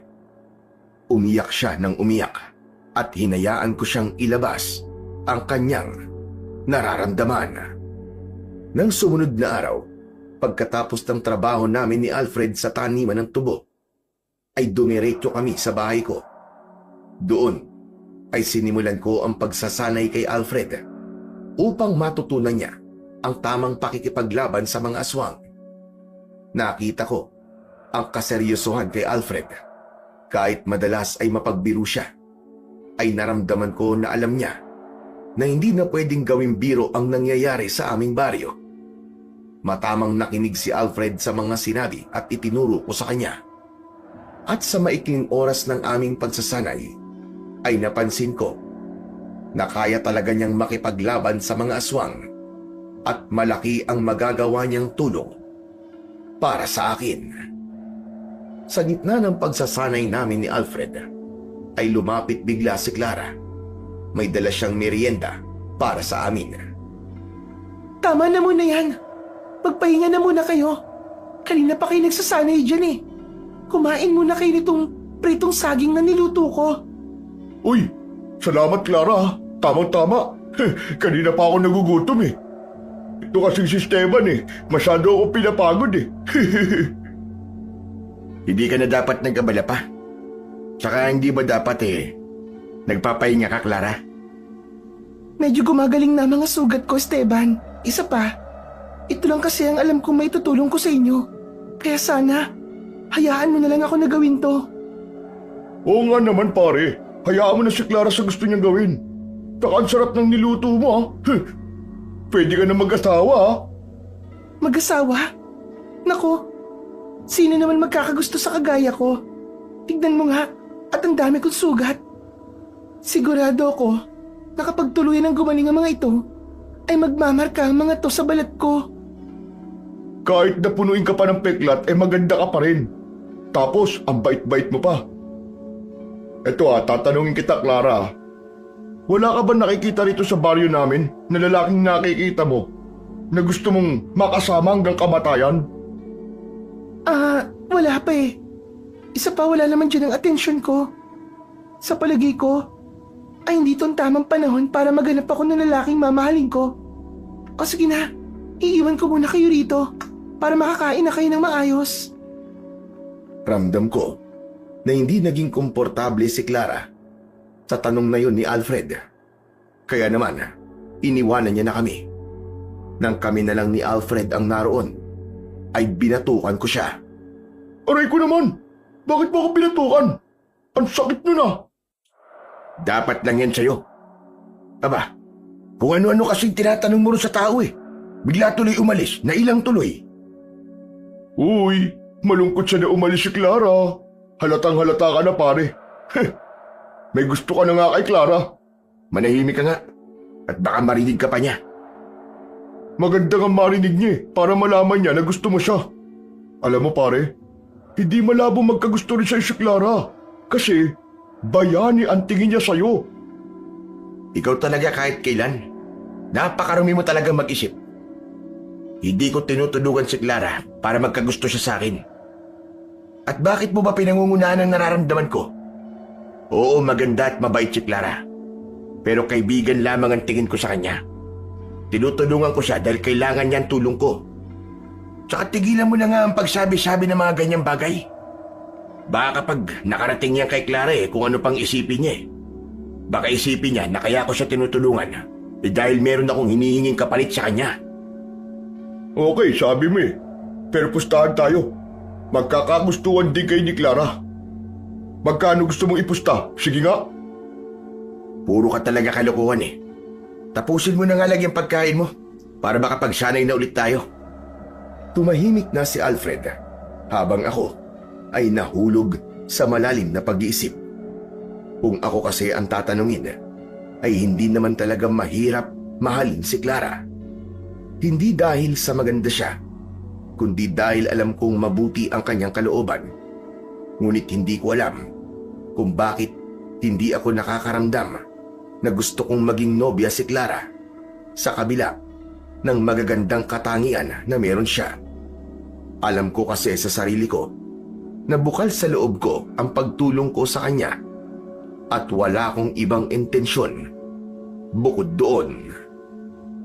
Sa mga sumunod na gabi ay dalawa na kami ni Alfred na nagbabantay sa aming baryo. May mga pagkakataon na wala kaming aswang na nakakalaban, ngunit may isang beses na may grupo ng mga aswang kaming nakaharap. Nagtulong kami ng kaibigan kong si Alfred sa pagpatay sa mga aswang. 3 aswang ang aming napatay, ngunit mas marami pa rin ang nakatakas. Matapos ang pakikipaglaban namin, ay tumambay muna kami sa labas ng aking bahay habang pinagmamasdan namin ang unti-unting paglitaw ng araw sa silangan. Grabe pare. Hindi ko akalain na darating ang araw na makikipaglaban din ako sa mga aswang kagaya mo. Ang sarap pala sa pakiramdam na makatulong ako sa iyo. At kahit papano, sa pagprotekta sa baryo natin. Pakiramdam ko, at tingero na rin ako, para na rin akong bayani. Ano ba sinasabi mong kahit papano? Antingero ka na talaga. Napakalaki na itutulong mo pare. Pero bihirang taong kagaya mo, na kahit wala kang alam sa pakikipaglaban sa mga aswang, ay mas piniling lumaban para sa kapakanan ng nakararami. Hindi naman ako magkakaroon ng lakas ng loob kundi mo ako sinasanay Pero pare, wala ka ba napansin sa mga aswang na nakalaban natin kanina? Bakit parang hindi naman sila nakikipaglaban? Bakit parang pinoprotektahan lang nila ang sarili nila? Yan nga rin na napansin ko kanina pare. Pero gaya ng sinabi ni Aling Mirna, ay mga aswang pa rin sila at kailangan natin silang patayin, lalo na't 2 buhay na ang kanilang kinuha. Baka nga yung ganong klase ng pakikipaglaban nila sa atin ay isang taktika. Baka sinusukat muna nila kung gaano tayo kalakas bago sila tuluyang lumaban o umatake. Sa gitna ng pag-uusap namin ni Alfred, ay lumabas si Clara sa bahay at halatang kagigising lang niya. Nakabalik na pala kayong dalawa. Kumusta ang pagbabantay niyo? Ayos naman. 3 aswang ang napatay namin ni Esteban. Talaga? Mabuti naman kung ganun. At isa sa 3 aswang na yun ay mag-isang pinatay ni Alfred nang hindi ko siya tinutulungan. Pasensya ka na nga pala, Clara. Mukhang nagising ka sa lakas ng boses namin ni Alfred dito sa labas. Ayos lang. Malapit na rin naman mag-ubaga Pero totoo ba yun, Alfred? Isang aswang ang napatay mo nang ikaw lang? Oo. Ginamit ko lang naman yung mga itinuro sa akin ni Esteban Magaling talagang magturo at magsanay itong kaibigan ko to Alam mo, Clara, kung naghahanap ka ng lalaking magiging nobyo, huwag ka nang tumingin sa kung saan-saan. Andyan naman si Esteban Hindi ko naman na siguro kailangang isa-isain ang maganda niyang katangian kasi ikaw na makapagsasabi ng mga yun. Alam mo, Alfred, sigurado ako na antok at pagod ka na. Kasi kung ano-ano nang lumalabas sa bibig mo eh. Mas mabuti pang umuwi ka na at magpahinga. Mamaya gigising pa tayo ng maaga kasi may trabaho pa tayo sa taniman ng tubo. Sus! Oo na! Uwi na ako! Nang nakaalis na si Alfred, ay pumasok na kami ni Clara sa aking bahay. Nahihiya ko siyang kinausap tungkol sa sinabi ni Alfred kanina.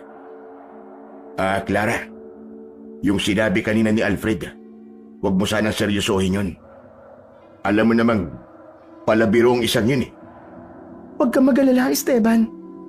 Alam ko naman na nagbibiro lang si Alfred. Pero, hindi rin naman imposible na magkagusto ako sa'yo. Napakaraming katangian mo ang hinahanap ng isang babaeng kagaya ko sa isang lalaki. Naku, pasensya ka na. Hindi ko sinasabi na may gusto ako sa'yo, ha? Baka kasi kung anong isipin mo, ang gusto kong sabihin ay sigurado ako na maraming babae ang paniguradong may gusto sa'yo. Kasi napakabuti mong tao, Esteban. Naiintindihan ko ang mga sinabi mo. Oo nga pala, matutulog na muna ako. Kung mag-aalmusal ka, ay huwag mo na akong gisingin. Kailangan ko kasi magpahinga kahit papano eh. Matapos kong itabi ang aking itak, ay humiga na ako sa papag, habang si Clara naman ay lumabas para magwalis-walis sa bakuran. Hindi nagtagal ay nakatulog na ako nang dahil sa matinding pagod at antok. Nang magising ako, ay mabilis akong naligo at nag-almusal. Pagdating ko sa taniman ng tubo, ay marami ang lumapit sa amin ni Alfred para magpasalamat at magpahayag ng kanilang paghanga dahil sa mga aswang na napatay namin nung nakaraang gabi. Natuwa ako dahil naramdaman ko ang tiwala ng mga tao sa amin ni Alfred, lalo na kay Alfred na alam ko na hindi magtatagal ay makikilala na rin bilang isang matapang at mahusay na antingero at manunugis.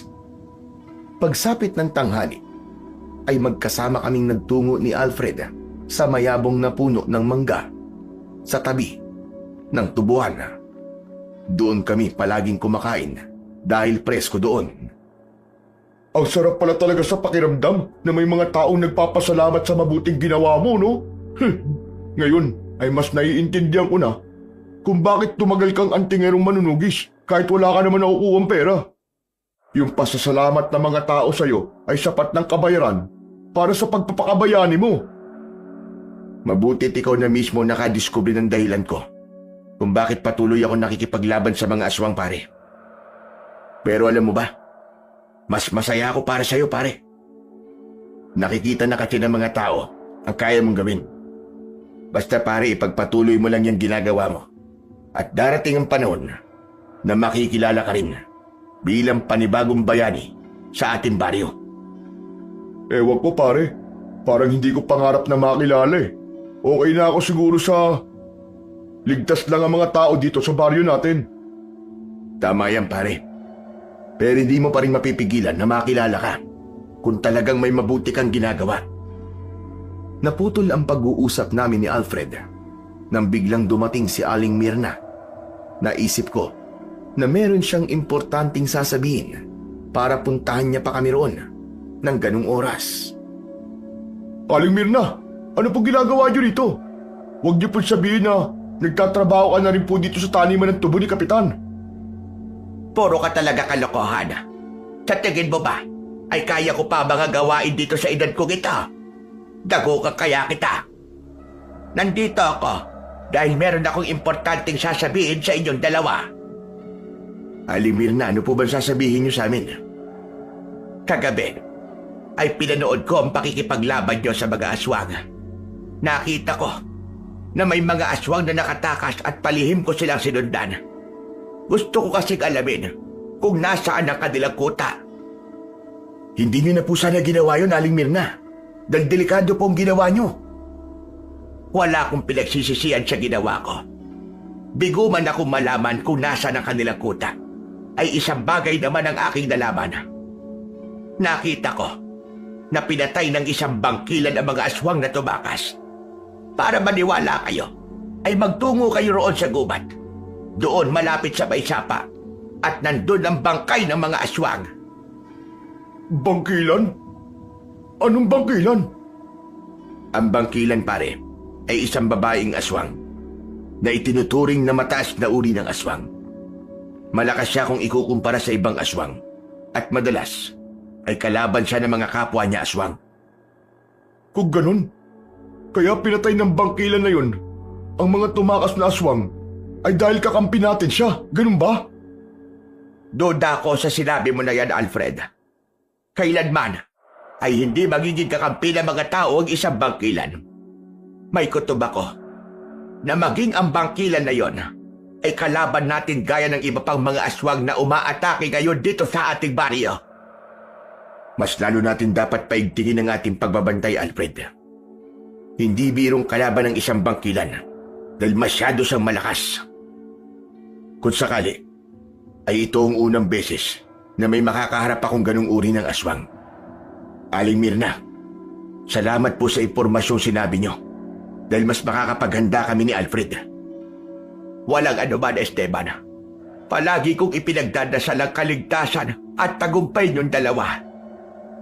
Matapos yun, ay umalis na si Aling Mirna. Nahulog ako sa malalim na pag-iisip.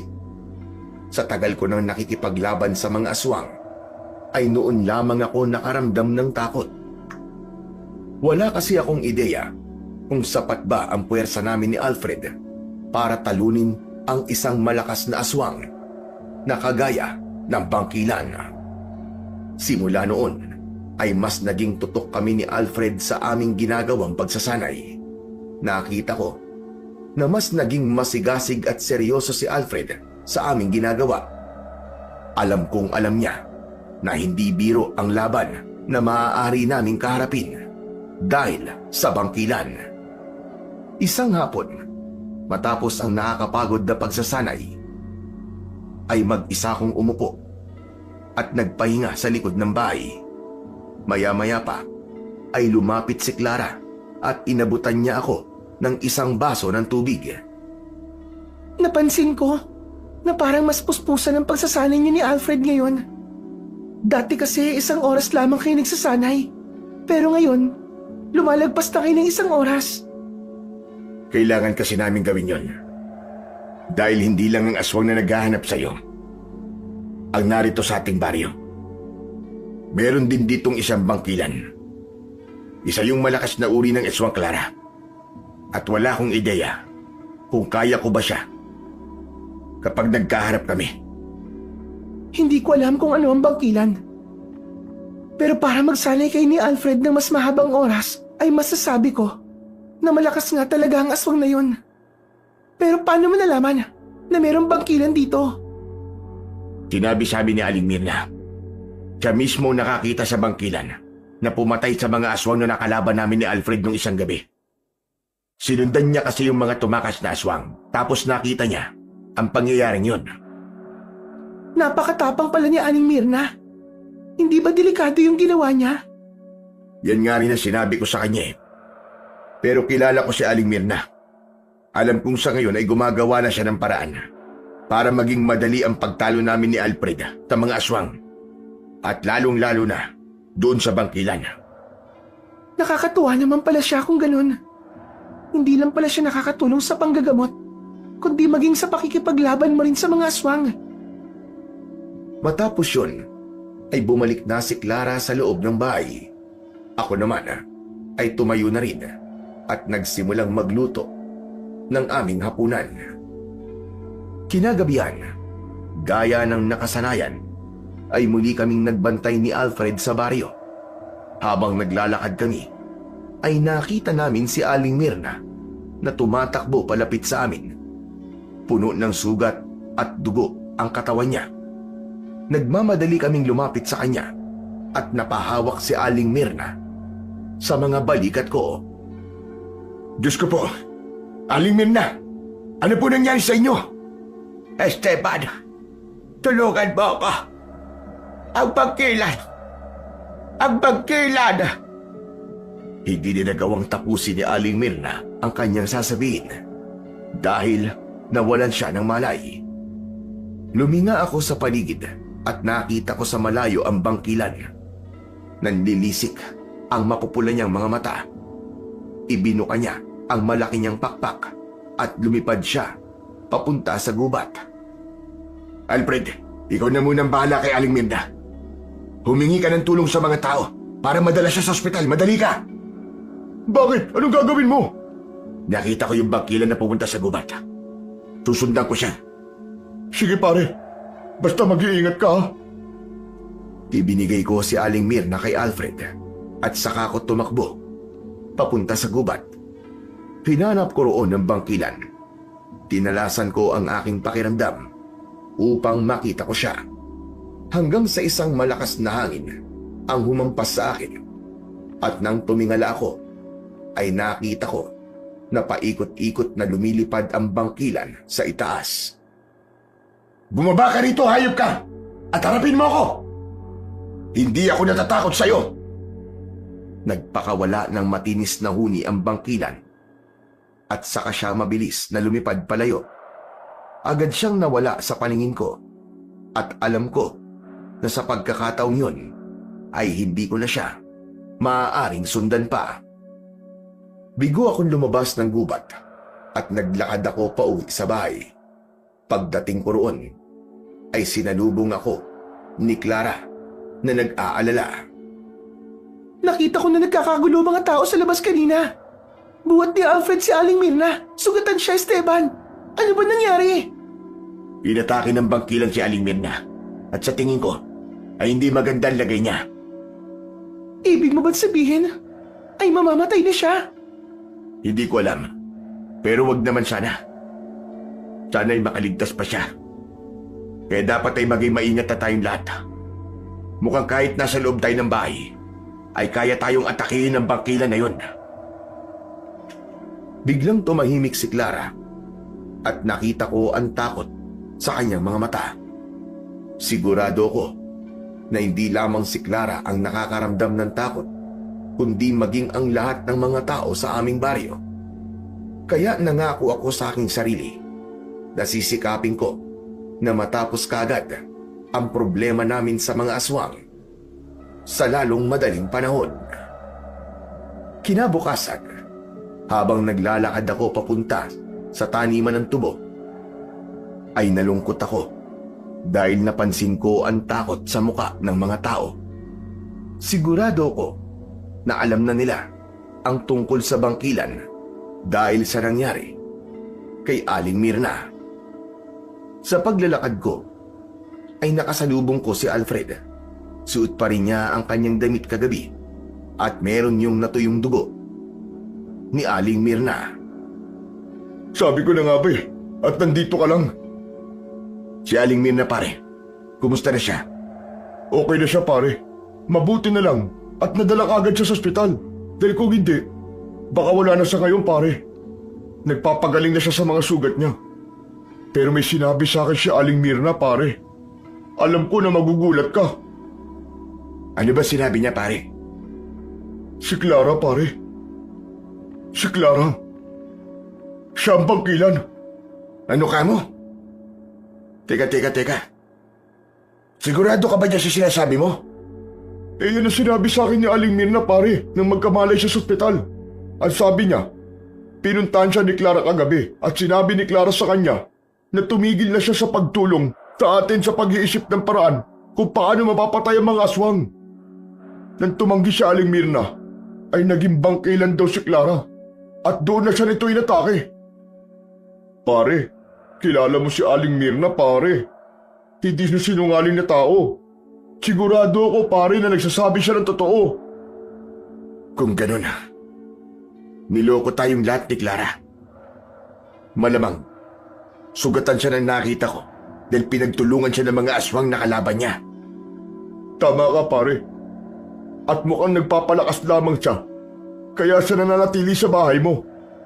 Saka yung mga kwento niya tungkol sa buhay niya, malamang imbento lamang ang mga yun para kaawaan natin siya. Hindi ko siya mapapatawad. Ayoko pa naman sa lahat. ay ang taong sinungaling.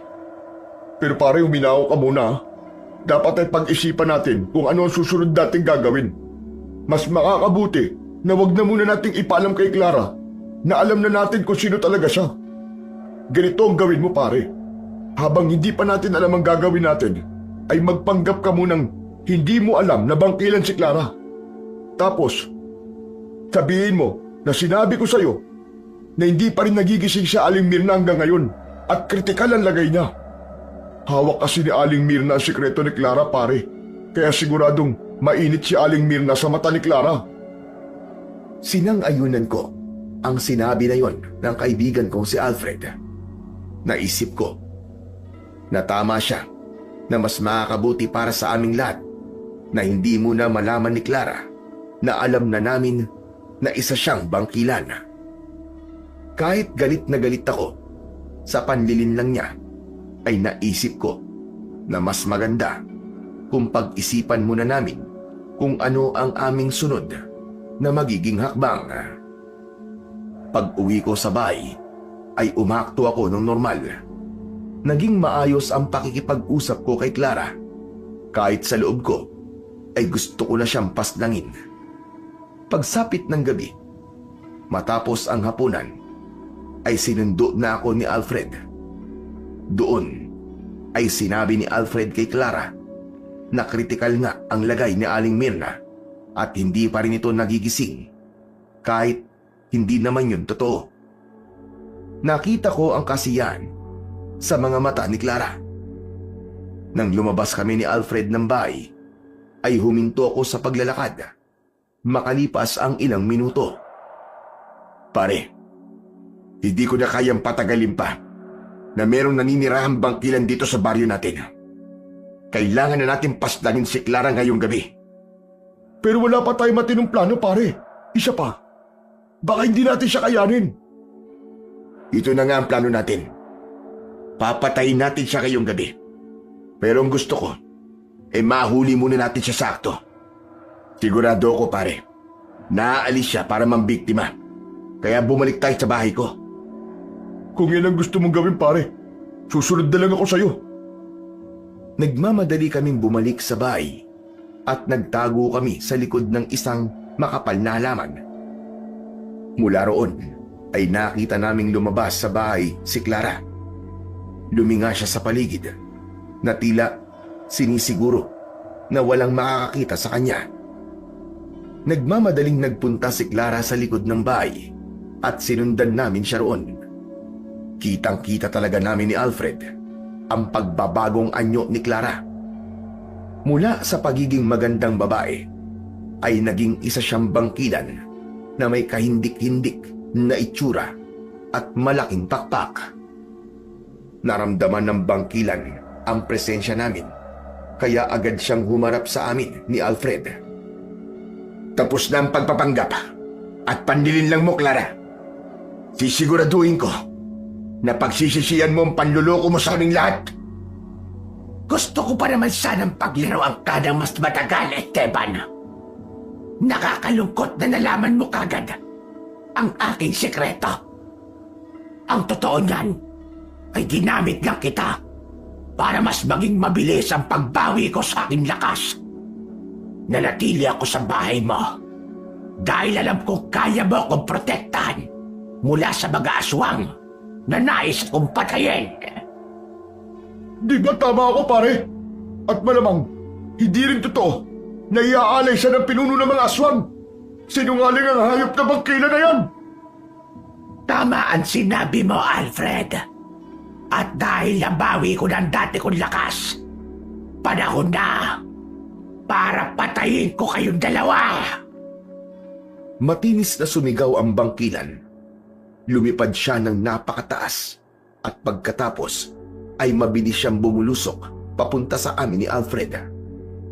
Malakas kong itinulak palayo si Alfred at ako ang mag-isang sumalubong sa bangkilan.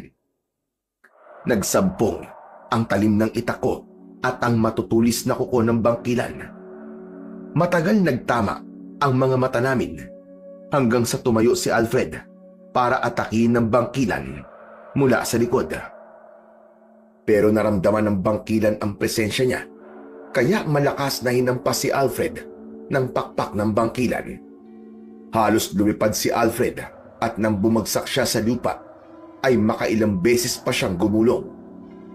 Binawi ko ang aking itak. Tatagain ko sana ang bangkilan, pero nagawa niyang makaiwas at bumaon ang mga kuko niya sa aking braso. Nagpalutang-lutang sa ere ang bangkilan habang malakas na tumatawa. Hindi mo kaya ang aking ikak sa Esteban. Kahit ikaw pa ang pinakamalakas ng tingero at manunuges, hindi mo ako magkagawang pasligid. Napakahayop mo talaga, Clara. Gusto mo bang malaman kung ano pa ang kayupan na ginawa ko? Kulang naman ang pumatay sa 2 tao na iniisip niyong biktima ng ibang aswang. Sandaling mapatay kita, ay isusunod ko ang lahat ng tao rito. Muling umatake sa akin ng bangkilan. Ginawa ko ang lahat para maiwasan ang mga pag-atake niya. Pero sadyang mas mabilis siyang kumilos kaysa sa akin, kaya ilang beses niya akong nasugatan. Nang makabawi ng lakas si Alfred, ay tinulungan niya na rin ako sa pakikipaglaban. Ngunit maging siya ay nagawa rin sugatan ng bangkilan, hanggang sa parehas na kaming nakahiga ni Alfred sa lupa. Kapwa kami duguan at sugatan. Tumayo ang bangkilan sa aming harapan at nanlilisik ang mga matang tinignan niya ako. Akmang magsasalita pa sana siya, pero mabilis na lumitaw ang napakaraming aswang sa kung saan-saan. Inakala ko nakatapusan na namin ni Alfred, ngunit laking gulat namin nang hinawakan ng mga aswang ang braso, binti at pakpak ng bangkilan. Kinagat ng mga aswang ang bangkilan sa iba't ibang parte ng katawan nito. Bitiwan niyo ako, mga inotel! Pakawalan niyo ako! Pare, ano nangyayari? Hindi ako sigurado, pare. Pero sa palagay ko, kalaban din ng mga aswang na yan ng bangkilan. Sinamantala ko ang pagkakataon na hindi na makagalaw ang bangkilan nang dahil sa mga aswang na pumipigil sa kanya. Kahit nangihina ako sa dami ng mga sugat ko, ay pilit pa rin akong tumayo. Lumapit ako sa bangkilan at nang nakita niya ako sa kanyang harapan, ay nanlaki ang mga mata niya nang dahil sa takot. Walang pagdadalawang isip na itinarak ko ang aking itak sa tapat ng puso ng bangkilan. Ipinagdiinan ko pa yon dahil sa labis kong galit. Nang hugutin ko ang itak, ay nagliyab ang bangkilan at bumagsak siya sa lupa. Mabilis na nilamon ng apoy ang bangkilan hanggang sa halos maging abo na siya. Mabilis na umalis ang mga aswang, ngunit isang mas matangkad at mas malaking aswang ang lumapit sa akin. Wala kang dapat na ikabahala dahil hindi mo ako kalaban. Ako si Gregorio. Ako ang pinuno ng mabubuting aswang na matagal lang tinutugis ang bangkilan na yan na iyong pinatay. Kung ganon, ikaw pala si Gregorio na sinasabi ni Clara. Ang sabi niya ay iaalay niyo raw siya para mas maging malakas ka. Kung ano man ang mga sinabi sa iyo ng bangkilan na nagpakilala sa pangalan si Clara, ay huwag mong paniwalaan dahil ang lahat ng yun ay kasinungalingan. Ngunit maraming salamat dahil ikaw ang naging daan para magwakas na ang kanyang kasamaan. Walang anuman yung Gregorio. At masaya akong malaman na may mga kagaya niyo palang mga aswang na lumalaban sa mga masasamang aswang. Marami kaming mabubuting mga aswang. At dahil alam mo na ngayon na hindi lahat ng aswang ay banta sa buhay ng mga tao, sana ay maging responsable kang tagapagtanggol. Bago mo sana patayin ang isang aswang, ay alamin mo muna kung karapat-dapat ba siyang mabura sa mundong ito. Muli, maraming salamat sa iyo. kaibigang Antingero. Mabilis na nawala sa aking harapan ang pinuno ng mga aswang. Lumapit sa akin si Alfred at sabay naming tinignan ang katawan ng bangkilan na patuloy na nilalamon ng apoy. Ang tindi ng mga nangyari ngayong gabi, pare. Ang akala ko talaga katapusan na natin. Buti na lang, dumating yung mga aswang, pare. Yan din ang iniisip ko kanina, pare. Akala ko'y mamamatay na tayong dalawa. Pero ang importante ngayon ay patay na ang bangkilan.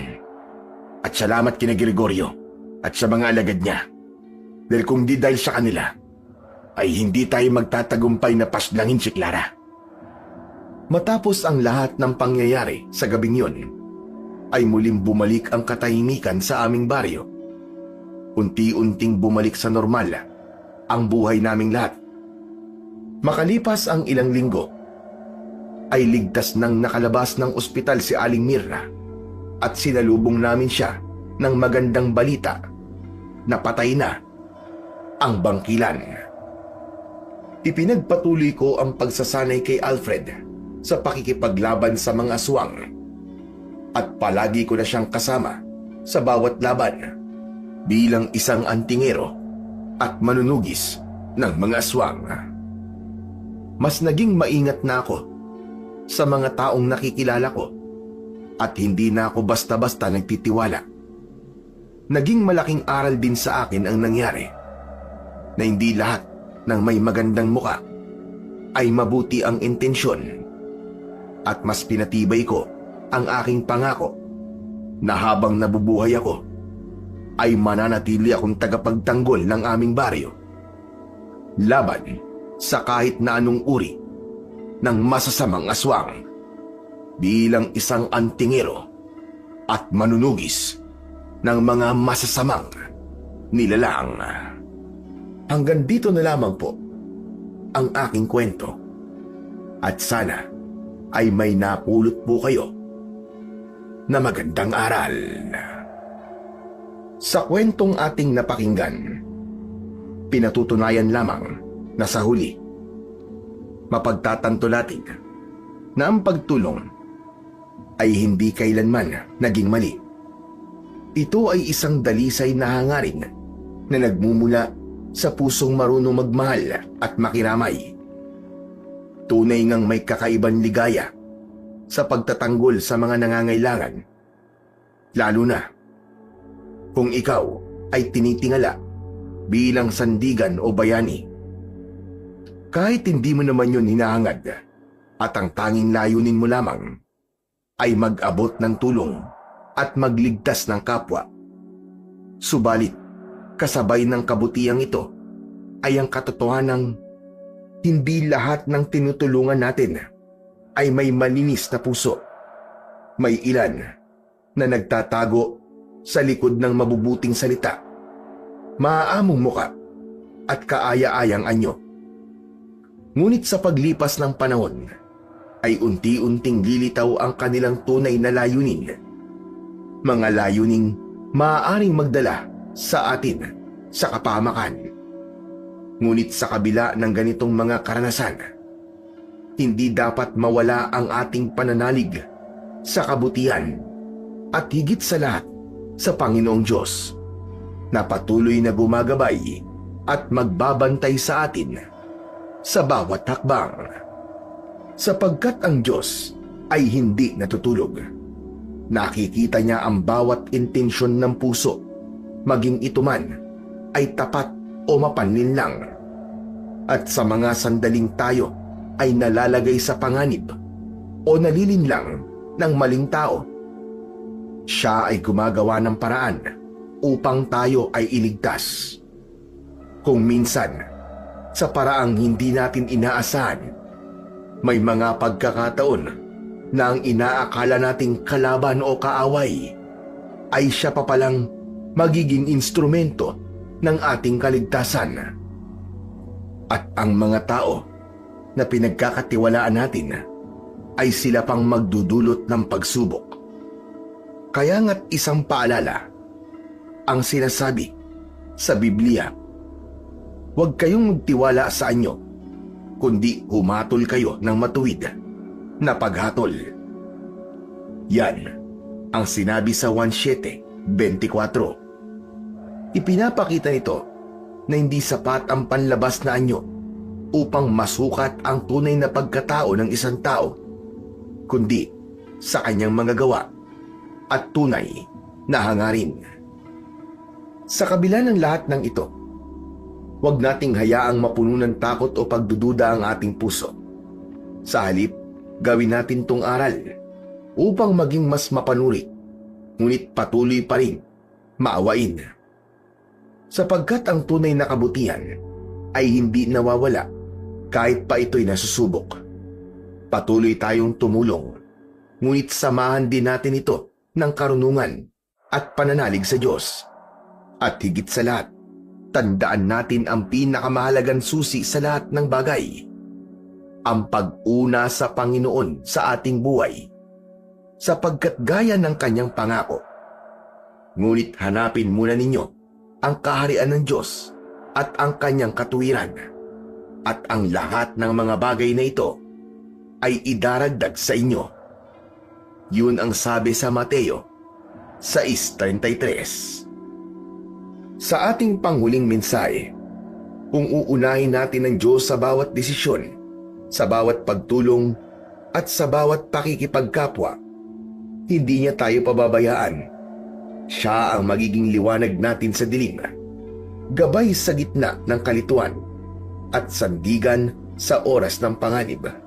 At sa huli, mauunawaan natin na ang tunay na kabutihan ay hindi nasusukat sa dami ng ating natulungan, kundi sa katapatan ng ating puso at sa pananalig na ang Diyos ang siyang kumikilos sa likod ng lahat. Dahil kapag siya ang ating inuna, ang lahat ng ating ninanais na makabubuti ay kusang darating sa tamang panahon, ayon sa kanyang banal na kalooban. Maraming salamat po sa walang sawa ninyong pagsuporta at pakikinig sa aking mga YouTube channel. Hanggang sa huli po, at pagpalain kayong lahat ng ating dakilang Diyos na siyang pinakamakapangyarihan sa lahat.